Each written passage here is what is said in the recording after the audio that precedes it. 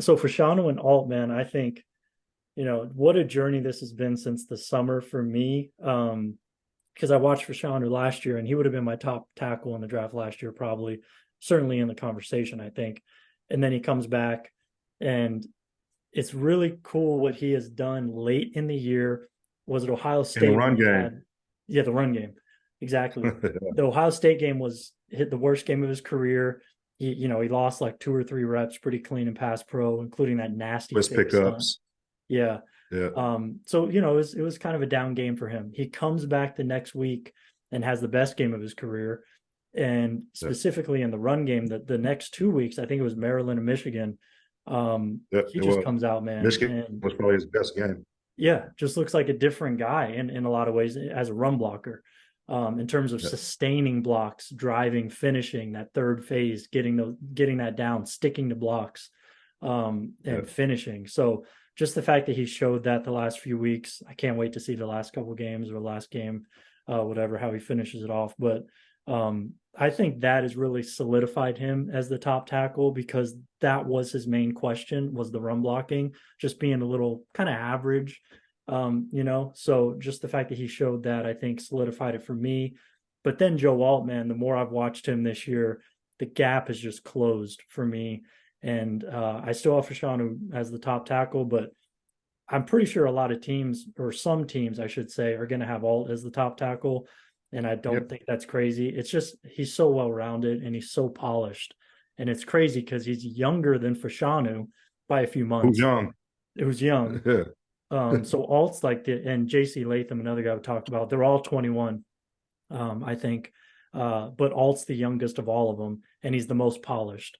So like, that speaks for I think itself. And I just can't wait. I just think the conversation on those two is going to be a lot of fun because they're both awesome, but each have their own strengths.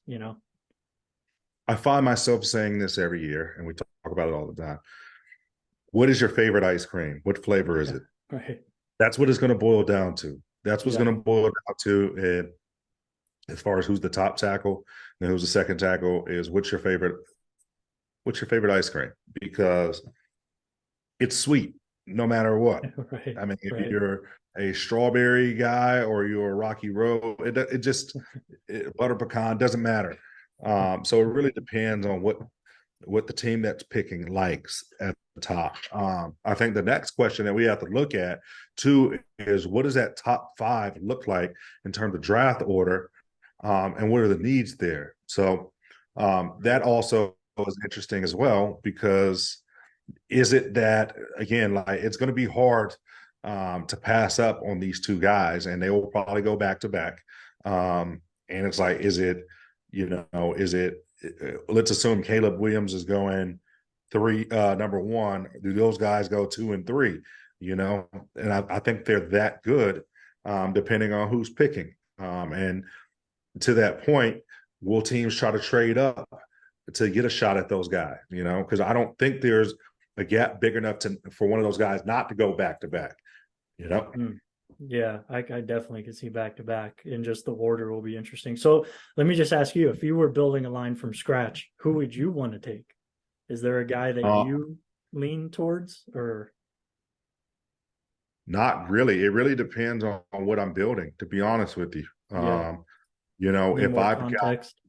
yeah, I would be fine with either one of the guys, to Yeah, be honest same with you. here. I mean, same here. Because again, they're both young. They both, what they do and excel at, they do it very, very well, and they're able to replicate that.